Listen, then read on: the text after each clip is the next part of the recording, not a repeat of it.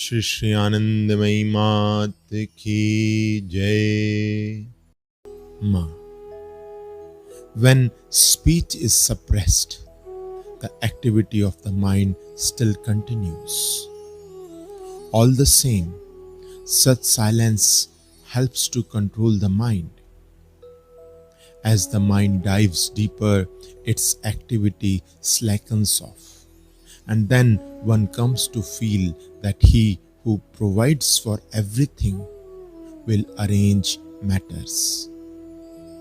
When the mind is agitated by thoughts of worldly things, the benefit that should be gained by abstaining from speech is lost. One may, for instance, keep silent at the moment of anger, but sometime or other it is bound to burst forth. When the mind is centered in God, it keeps on advancing steadily, and along with this emerges purity of body as well as mind. To let thought dwell on the objects of the senses is a waste of energy. When the mind is thus occupied and silence is not observed, it finds release in speech. Otherwise, this kind of silence might put undue strain on the senses and possibly result in ill health. But when the mind is turned inward, not only can there be no injury to health, but more than that, by constantly dwelling on the thought of God, all the knots, granthi, that make up the ego are unraveled, and thereby that which has to be realized will be realized. To observe silence means to keep the mind fixed on Him. At first, one feels the impulse to talk. Later, all inclination and disinclination vanish. It is also like this. Just as the bee collects honey, so all that one needs is gathered together naturally.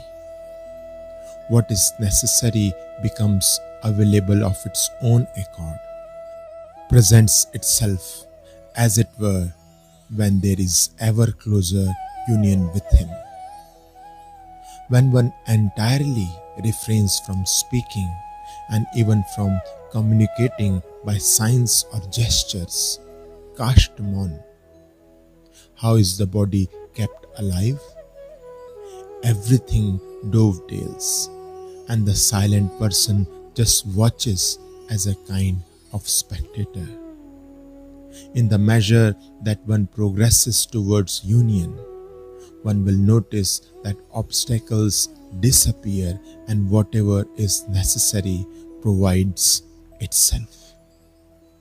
It is one thing if everything happens by itself, and quite another to make arrangements by one's own effort.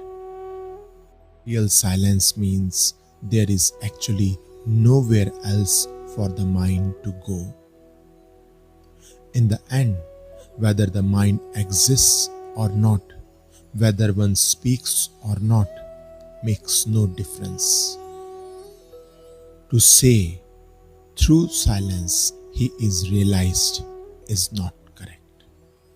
Because supreme knowledge does not come through anything. Supreme knowledge reveals itself. For destroying the veil, there are suitable spiritual disciplines and practices.